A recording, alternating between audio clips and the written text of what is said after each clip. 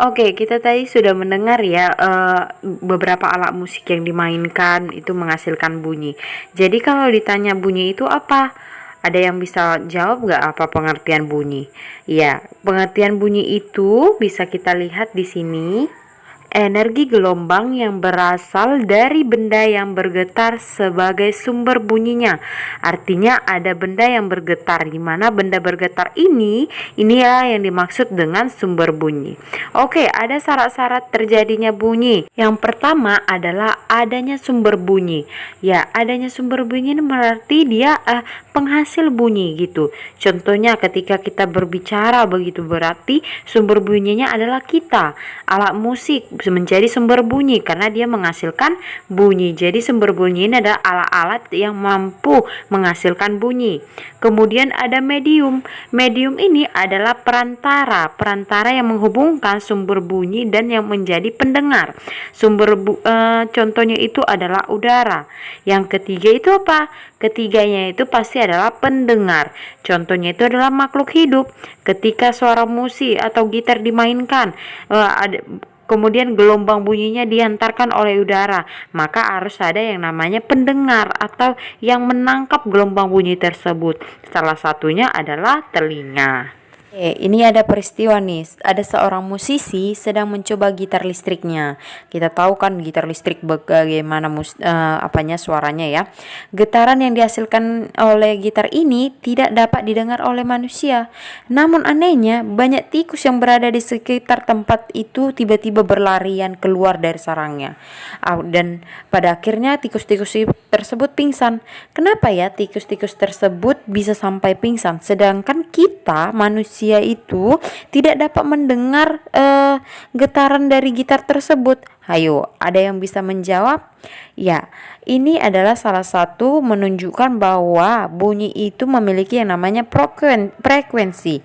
Artinya, tidak semua bunyi dapat didengar oleh manusia, tergantung dari jenis bunyinya itu. Kita bahas satu persatu ya. Oke, yang pertama itu adalah bunyi infrasonik, yaitu bunyi yang tidak bisa didengar telinga manusia. Kenapa? Karena frekuensi bunyinya infrasonik itu kurang dari 20 Hz. Bayangkan kurang dari 20 Hz. Jadi bunyi infrasonik ini mampu menembus hambatan tanpa mengurangi besar frekuensinya. Contoh yang memanfaatkan bunyi infrasonik ini contohnya adalah deteksi getaran dari pergerakan lempeng bunyi. Kemudian yang bisa mendengarkan bunyi infrasonik ini apa? Contohnya itu adalah anjing, jangkrik, kelelawar. Makanya banyak nih anjing yang digunakan oleh manusia untuk penjaga rumah atau pelacak jejak.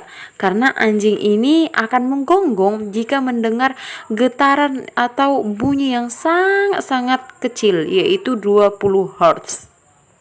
Yang kedua itu adalah bunyi audiosonik, yaitu bunyi yang dapat didengar oleh telinga manusia, yang mana rentangnya itu dimulai dari 20 Hz sampai 20.000 Hz. Jadi kalau di bawah 20 Hz itu adalah bunyi infrasonik.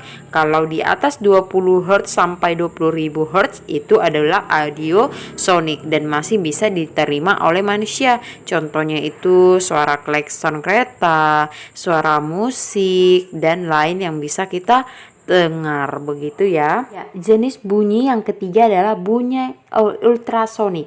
Ya, bunyi ultrasonik ini memiliki frekuensi lebih dari 20.000 Hz. Wow, tinggi sekali ya. Dan ini tidak bisa juga didengar oleh manusia. Kenapa? Karena bunyi ultrasonik ini sulit menembus hambatan dengan struktur padat. Contohnya, pemanfaatan bunyi ini ialah untuk mendiagnosa janin dalam kandungan melalui proses USG atau ultrasonografi. Begitu ya. Kemudian ada nih hewan yang bisa mendengar bunyi ultrasonik ini. Contohnya itu ada lumba-lumba, ada paus. Kalau dalam kedokteran tadi yaitu tadi yang ultrasonik ya, dimanfaatkan ultrasonik.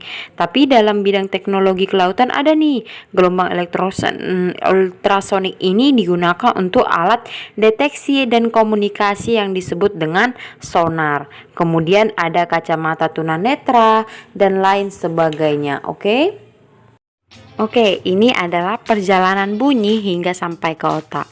Apakah kalian pernah berpikir bagaimana caranya bunyi bisa berjalan dari sumbernya dan sampai ke otak? Oke, misalnya itu saja bunyi trompet begitu. Jadi ketika trompet ditiup, maka akan menghasilkan gelombang bunyi di udara. Jadi gelombang bunyi ini ditangkap oleh telinga luar yang kemudian bergerak menuju saluran sempit yang disebut saluran telinga. Kita perhatikan ini ya gambarnya. Oke, di sini gelombang bunyi kemudian mencapai gendang telinga yang merupakan selaput berukuran setengah dari uang logam. Gelombang bunyi ini membuat gendang telinga bergetar. Lalu gelombang bunyi ini kemudian mencapai gendang telinga yang selanjutnya menggetarkan 3 tulang kecil, yaitu tiga tulang kecil tersebut Malleus, incus dan stapes. Kita bisa perhatikan gambarnya ya. Ya, di sini tulang-tulang ini menguatkan atau meningkatkan getaran dari bunyi. Jadi ketika bunyi sampai ke telinga, kemudian meneruskannya ke koklea. Setelah diteruskan ke koklea, di mana koklea ini berbentuk seperti siput dan memiliki ukuran sebesar kacang tanah ya, sehingga sering disebut dengan rumah siput seperti itu. Koklea ini berisi cairan dan getaran dari bunyi membuatnya menjadi beriak dan menciptakan yang namanya gelombang. Oke, jadi struktur bentuknya itu seperti rambut yang disebut dengan stereocilia, berdiri di atas sel rambut yang ada di dalam telinga. Jadi yang kemudiannya bergabung menjadi satu membentuk seikat sel rambut. Oke, kita bisa perhatikan yang mana gelombang yang tadi itu menggerakkan sel-sel rambut tersebut. Ikatan rambut di puncak sel rambut mengubah gerakan ini menjadi sinyal listrik, yang mana selama seikat rambut ini bergerak, ion-ion bermuatan listrik bergerak ke sel rambut dan menyebabkan munculnya senyawa kimia di dasar sel-sel rambut tersebut. Jadi senyawa kimia tersebut mengikat sel saraf auditoris dan menghasilkan sinyal listrik, yang mana sinyal tersebut bergerak sepanjang sel saraf auditoris menuju ke otak. Jadi di sini kita bisa lihat bahwa rambut yang berbeda akan merespon frekuensi bunyi yang berbeda pula. Contohnya ini kita lihat bahwa sel-sel rambut di bagian bawah koklea itu mendeteksi bunyi dengan nada yang lebih tinggi. Oke, dan contohnya itu bunyi flute atau seruling gitu ya. Kita bisa lihat di sini. Oke. Ya, sementara itu sel rambut di sepanjang saluran melingkar mendeteksi bunyi bernada yang lebih rendah seperti trompet atau hal lainnya. Nah, sedangkan di bagian paling puncak dari spiral koklea, sel rambut mendeteksi bunyi dengan nada paling rendah gitu ya. Contohnya itu adalah bunyi tuba seperti itu. Jadi setiap sel rambut itu memiliki frekuensi-frekuensi tersendiri ya untuk mendengarkan bunyi tersebut. Selanjutnya sel saraf auditoris itu membawa sinyal listrik itu ke otak. Jadi otak menafsirkan pesan sebagai bunyi yang bisa kita mengerti dan nikmati. Contohnya itu adalah suara trompet seperti itu. Oke, kita sudah belajar tentang bunyi, pengertian jenis-jenisnya ya. Jadi, Miss harap kalian paham dengan materi kali ini. See you.